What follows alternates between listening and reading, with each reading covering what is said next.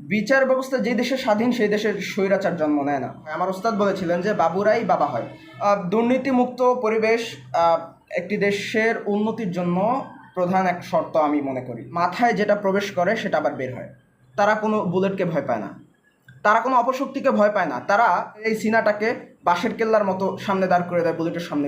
শিক্ষার সাথে সাথে সামরিক প্রশিক্ষণের ব্যাপারটা নিশ্চিত করা দরকার। গত 5ই আগস্ট ছাত্র এবং নাগরিক অভ্যুত্থানের কারণে স্বৈরাচারী শেখ হাসিনা তার মসনদ থেকে পালিয়ে ভারতের ছাতার নিচে আশ্রয় গ্রহণ করেন।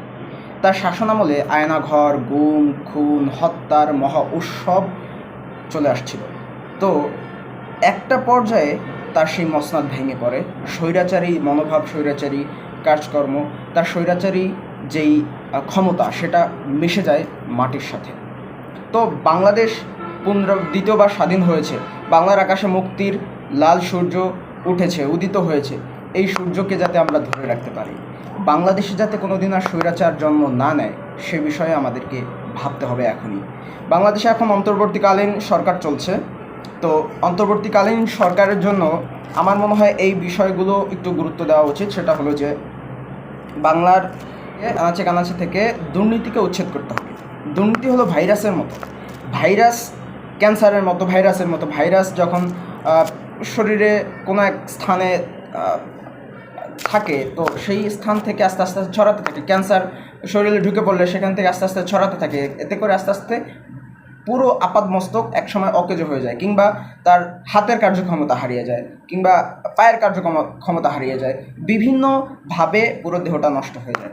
অনুরূপ প্রতিটি জায়গায় দুর্নীতি থাকার কারণে বাংলাদেশ আসলে আস্তে আস্তে আস্তে আস্তে বিপদে চলে যাচ্ছে। দেশটা আসলে বিপদের মুখে পড়ে যাচ্ছে, আগাতে পারছে না। একটি দেশ সুন্দরভাবে আগাবে তখনই যখন দুর্নীতি থাকবে না। দুর্নীতিমুক্ত পরিবেশ একটি দেশের উন্নতির জন্য প্রধান এক শর্ত আমি মনে করি। আরেকটা ব্যাপার হলো উন্নত শিক্ষা ব্যবস্থা। শিক্ষা ব্যবস্থা যে দেশের যত উন্নত, সেই দেশের সন্তানরা তত বেশি সমৃদ্ধ। আমরা করেছি যে মাথায় যেটা প্রবেশ করে সেটা আবার বের হয়। তো একটা আজকের শিশু, কোমলমতি শিশুকে শিক্ষা প্রতিষ্ঠান কিংবা বই যেই শিক্ষাটা দিবে সেই অনুযায়ী তার মস্তিষ্ক গড়ে উঠবে। তো তার মস্তিষ্ক যাতে উন্নত, সমৃদ্ধ, নৈতিকতা সম্পন্ন, ধর্মীয় মূল্যবোধ মিশ্রিত হয়, সেই বিষয়ে গুরুত্ব দেওয়া লাগবে। আজকের মা থেকে কিন্তু সন্তানরা আসলে শিক্ষা গ্রহণ করে, প্রাথমিক শিক্ষাটা। তো মা যদি নৈতিকতা বাচ্চাদেরকে শেখায় এবং মা যদি ওই স্পেসটা পেয়ে নৈতিকতা বাচ্চাদেরকে শেখাতে পারে, তাহলে কিন্তু পরবর্তীতে বাচ্চারাও নৈতিকতা সম্পন্ন হয়ে গড়ে উঠবে। তো সেজন্য এখন যারা রয়েছে তারা বাবুরাই বাবা হয়। আমার ওস্তাদ বলেছিলেন যে বাবুরাই বাবা হয়। তো যারাই এখন রয়েছে তারা একসময় বাবা হবে, তারা একসময় মা হবে। তো তাদেরকে যাতে উন্নত শিক্ষা এবং ধর্মীয় মূল্যবোধ মিশ্রিত শিক্ষা দেওয়া হয়, সে বিষয়ে আমি আহ্বান জানাচ্ছি। একটা স্বাধীন বিচার ব্যবস্থা যে দেশে স্বাধীন সেই দেশের স্বৈরাচার জন্ম নেয় না। যেমন বিচার ব্যবস্থা যদি স্বাধীন থাকে বা বিচারকরা যদি লোভ কিংবা ভয় এর ঊর্ধ্বে থেকে, ক্ষমতাসীনদের প্রভাবের ঊর্ধ্বে থেকে তাদের বিচার কার্যক্রম পরিচালনা করতে পারে, তাহলে কিন্তু সেই দেশের ক্ষমতাসীনরা মানবাধিকার লঙ্ঘন করতে পারে না। সে দেশের ক্ষমতাসীনরা আয়নাঘর বানিয়ে মানুষগুলোকে অন্যায়ভাবে বছরের পর বছর কুক্ষিগত কারার অভ্যন্তরে রাখতে পারে না, মানুষকে গুম করতে পারে না। সেই বিষয়গুলো গুরুত্ব দেওয়া লাগবে। স্বাধীন বিচার ব্যবস্থা থাকলে বাংলাদেশ অনেকটা নিরাপদ থাকবে। কোনো ক্ষমতাসীন যদি অন্যায় করে, ক্ষমতাসীনকেও বিচারের কাঠগড়ায় দাঁড়াতে হবে। সেই ব্যবস্থা অন্তর্বর্তীকালীন সরকারকে করতে হবে। একটা হলো চিকিৎসায় আধুনিকায়ন। আমি দেখেছি একজন এমপিকে আমি চিনি, তিনি মন্ত্রীও হয়েছেন। তিনি আমি সংখ্যাটা বললে আমার ব্যাপারে হয়তো বিভিন্ন নজরদারি চলতে পারে, সেজন্য আমি সংখ্যাটা বলছি না তিনি কতবার এমপি হয়েছেন। তো তিনি অনেকবারই এমপি হয়েছেন। তো তিনি এই সময়টাতে তার জেলার মধ্যে উন্নত চিকিৎসা ব্যবস্থা করতে পারেননি। তার জেলায় একটা মারাত্মক রোগী যখন যায়, তাকে ট্রান্সফার করা হয় ঢাকাতে কিংবা ফরিদপুরে বা বিভিন্ন জায়গায়। তো এটা কেন হবে? এতবার এমপি হওয়ার পরে, এত বাজেট পাওয়ার পরে কেন তিনি তার জেলাতে উন্নত চিকিৎসার ব্যবস্থা করতে পারবে না? আমরা চাই প্রত্যেকটা জেলায় উন্নত চিকিৎসা থাকবে। কাউকে যাতে ঢাকায় যেতে না হয়, বা ঢাকায় প্রয়োজনে যাবে, কিন্তু তার জেলাতে যাতে উন্নত সমৃদ্ধ চিকিৎসা পায়, আন্তর্জাতিক মানের চিকিৎসা পায়। এমন যাতে না হয় যে নিজ জেলার হাসপাতাল থেকে ফেরত অ্যাম্বুলেন্সে যাওয়ার পথে মৃত্যু হয়ে গেছে, এটা আমরা আর দেখতে চাই না। এই খবরে যাতে এরকম শিরোনাম কখনো না হয়, সেজন্য প্রত্যেক জেলায় উন্নত সমৃদ্ধ চিকিৎসা ব্যবস্থা করতে হবে। পাশাপাশি যারা একটু গরিব অসহায় তাদের জন্য বিভিন্ন সহায়তার ব্যবস্থা করতে হবে। তার স্বল্প মূল্যে তাদের চিকিৎসার ব্যয়ভার এবং স্বল্প মূল্যে যা যা করার দরকার সেগুলো গভর্নমেন্ট করতে হবে। সাধ্যের অভ্যন্তরে আমাদের সব কিছুকে নিয়ে আসা উচিত। যদিও এটা আমার মনে হয় যে একটু সময় লাগবে, সময় লাগলেও এটা আমাদের করা উচিত। আমি আজকে 5 মিনিট আমার মোবাইল দিয়ে কথা বলার পরে দেখলাম যে 14 টাকা কেটে গেছে। অলমোস্ট প্রতি মিনিটে 3 টাকা করে কাটছে। এটা কেন হবে? আমরা তো এত আভিজাত্য না, বা আমাদের অনেক টাকা আছে এরকম না, আমরা স্টুডেন্ট, আমাদের থেকে এত টাকা কেন কাটবে? তো একটা শুধু আমার জন্যই না, এই কথাটা, এই ভয়েসটা আমার মনে হয় বাংলাদেশের সবার, যে টাকা যাতে আমাদের থেকে যে টাকাটা নেওয়া হবে সেটা যাতে একটা সাধ্যের মধ্যে থাকে। কল তারপরে ইন্টারনেট প্যাকেজ, কল রেট, এগুলো নিয়ন্ত্রণে আনতে হবে, দ্রুত সাধ্যের মধ্যে আনতে হবে। আরেকটা ব্যাপার হলো মত প্রকাশের স্বাধীনতা। ইতিপূর্বে দেখেছি যে মত প্রকাশ করার কারণে আবরার ফাহাদকে নির্মমভাবে একটি ছাত্র সংগঠন ছাত্রলীগ নির্মমভাবে হত্যা করেছে।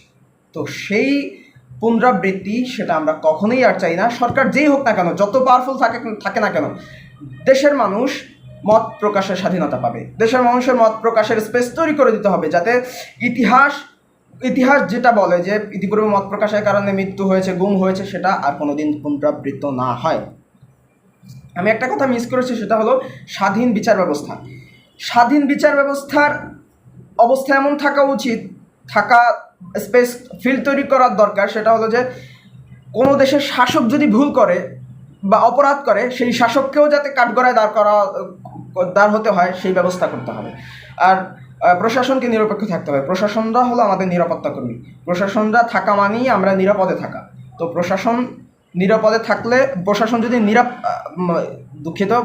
যদি নিরপেক্ষ থাকে, তাহলে দেশের মানুষ, প্রতিটি এলাকার মানুষ নিরাপদ থাকবে। কারণ প্রশাসন ওই এলাকার তত্ত্বাবধান করে, ওই এলাকার কোনো ঝামেলা হলে প্রশাসন যায়। প্রত্যেক একটা জায়গায় থানা থাকা মানে হলো সেই স্থানে চোর, বাটপার, অপরাধী তারা সহজেই কোনো খারাপ কাজ করতে পারবে না, তার মধ্যে ভয় থাকবে যেখানে পুলিশ কিংবা থানা রয়েছে। তো সেজন্য আরেকটা ব্যাপার হলো সশস্ত্র বাহিনী, পুলিশ, তাদেরকে নিরপেক্ষ থেকে কাজ করতে হবে। নিরপেক্ষ, কোনো দল মতের বশবর্তী না হয়ে তারা যেটা নেয় সেটা করবে। তাদের উপর যদি অন্যায়ভাবেও নির্বাহী কোনো আদেশ আসে, সেই আদেশকে তারা প্রত্যাখ্যান করবে। সেই ফিল্ড তৈরি করতে হবে। পাশাপাশি বাংলার মানুষ শান্তি, নিরাপত্তা, বাংলার নাগরিক যাতে সব কিছু নিরাপত্তার মধ্যে চলে আসে, সেই বিষয়টা নিশ্চিত করতে হবে। আমি অগোছালো কথা অনেক কিছু বলে ফেললাম। আরেকটা প্রস্তাব রাখছি, সেটা হলো আমাদেরকে যারা যুবক রয়েছে তাদেরকে সামরিক প্রশিক্ষণ দিলে আমাদের উপরে যে আধিপত্যবাদ, ভারত কিন্তু সেই শুরু থেকেই আমাদের উপরে আধিপত্য করার চেষ্টা করছে, স্বাধীনতার পরবর্তী সময় থেকেই। তো এই আধিপত্যবাদ যাতে ভবিষ্যতে তাদের সাথে যদি মোকাবেলা করার দরকার হয়, সেজন্য রিজার্ভ ফোর্স হিসাবে আমাদেরকে বাংলার জনসাধারণ যারা যুবক রয়েছে তাদেরকে সামরিক প্রশিক্ষণ দেওয়ার জন্য আমি দাবি জানাচ্ছি। সামরিক প্রশিক্ষণ এর ফলে উত্তর কোরিয়াতে সামরিক প্রশিক্ষণ দেওয়া হয় যুবকদেরকে, ইরানে দেওয়া হয়, তুরস্কে দেওয়া হয়, আর অনেক দেশে এই সামরিক প্রশিক্ষণ তাদের যুবকদেরকে দেওয়া হয়। সে বিষয়ে আমি আহ্বান জানাচ্ছি, আমি আবেদন করছি অন্তর্বর্তীকালীন সরকারকে, তারা যাতে এই ব্যবস্থাটা নিশ্চিত করে, সামরিক প্রশিক্ষণের ব্যাপারটা যুবকদের মাঝে যাতে শিক্ষা ব্যবস্থার সাথে চাইলে তারা জুড়ে দিতে পারে, যে 1 বছর 2 বছর, এটা চাইলে সম্ভব, যাতে করে আমাদের বাংলার জনগণরা, যুবকরা, তারা কোনো বুলেটকে ভয় পায় না, তারা কোনো অপশক্তিকে ভয় পায় না, তারা বাংলার মানচিত্র ক্ষতবিক্ষত হোক সেটা কখনোই চায় না। ক্ষতবিক্ষত যখনই হয়, তারা বুককে বাঁশের কেল্লা যেভাবে তিতুমির তৈরি করেছে, তাদের এই সিনাটাকে বাঁশের কেল্লার মতো সামনে দাঁড় করে দেয় বুলেটের সামনে, প্রয়োজনে মাতৃভূমি রক্ষার জন্য, নিজের মা মাটিকে রক্ষার জন্য। সেজন্য আমি জোরালোভাবে আহ্বান জানাচ্ছি, দাবি জানাচ্ছি, সেটা হলো আমাদেরকে শিক্ষার সাথে সাথে সামরিক প্রশিক্ষণের ব্যাপারটা নিশ্চিত করা দরকার। আসসালামু আলাইকুম ওয়া রাহমাতুল্লাহি ওয়া বারাকাতুহু।